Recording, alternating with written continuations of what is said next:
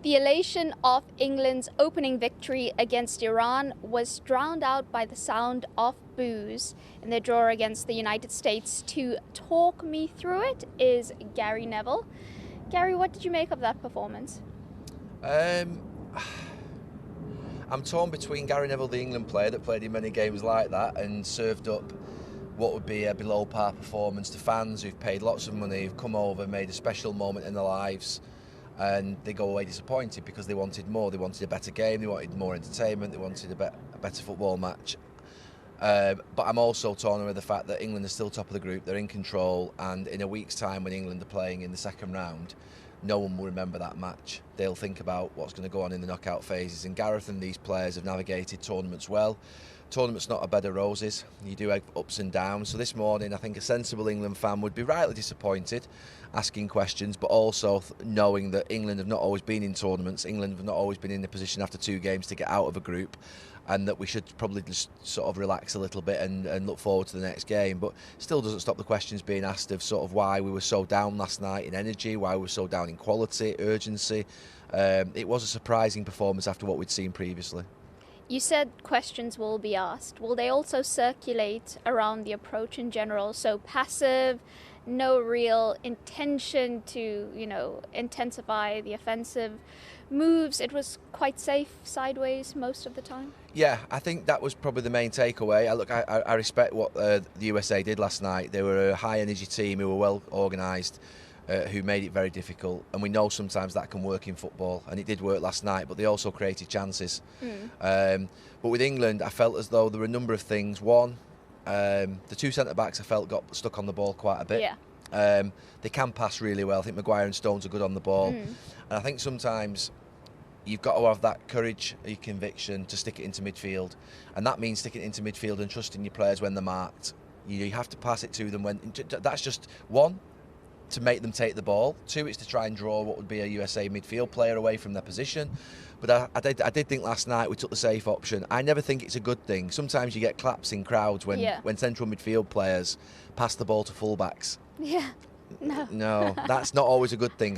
Sometimes that's the easy option. It's the one where actually the opposition team can start their press from. Yeah. They can always all go manage the attack easily and move across to a side. I think the best midfield performances of any team are when midfield players are combining together. And I didn't see too many times last night where Bellingham, Mount and Rice were combining together. I thought they became too detached from each other. Yes. They weren't brave enough at the back to get the ball into midfield. They weren't showing enough and getting on the half turn enough. And when they did get on it, they played it back to their full-backs or played it back to the centre-backs. So there was a lot of passive play. There was a lot of play that was safe. And that's what brought the game down a little bit in terms of its quality. You've got to get on the half turn, and we didn't get on the half turn in midfield. And I thought the 3 in midfield for USA, McKennie, Adams, and Musa, I thought they were better than our 3. And we really like our 3. I love Declan Rice. I think Mason Mount's a fantastic player, really intelligent, and Jude Bellingham's a star in the making. But last night I thought their midfield 3 got on top of ours. You're talking about risk-averse football there, and we've seen a lot of questions over the reaction in-game from Gareth Southgate. What did you make of his decisions? Primarily the one to keep Phil Foden on the bench and his explanation for it. Yeah, I'm very nervous of placing sort of criticism at Gareth's door because of the job that he's done, the respect that I have for him. Massive amount of respect. I think what he's done with England is sensational. I think it's an unbelievable performance as an England manager. I know there are those that say, yeah, but he's been handed a really talented group of players. They weren't saying that 3 or 4 years ago when he picked this squad up. To get to a World Cup semi-final, people didn't anticipate that. And then we got to a final 2-3 years later. So this has been a brilliant performance. And I still trust in this tournament that Gareth will get it right. But I am struggling with Foden a little bit. Just because I think he's our best player in the country by a mile. I said it at half-time last night. Phil Foden is a generational talent that I feel as though he has to play, and he has to be played into form, and it has to work with England. I went through my football career with England where there were times where, say, Paul Scholes was mishandled. Yeah. And I even woke up this morning about Phil Foden and thought, well, has something happened in training? Has something happened off the pitch? Has something happened which has meant that Gareth isn't seeing what he wants to see? Because Gareth answered the question after the game that Phil Foden isn't a player who plays in those midfield positions. those number 10 roles of say Bellingham and Mount. Well, that means then that last night Phil Foden was 5th choice wide player for England. Imagine, staggering. So what would Pep Guardiola think of that? You've got Saka and Sterling, and then you've got Grealish and Rashford that come on, and I like all 4 of those, so it's not a reflection on any 4 of those, but I have to say that our 2 number 10s, Bellingham and Mount, and those 4 that I've just named, I do believe Phil Foden is the star amongst all of them. I do believe he's the outstanding talent amongst all of them, even though they've all got brilliant talent.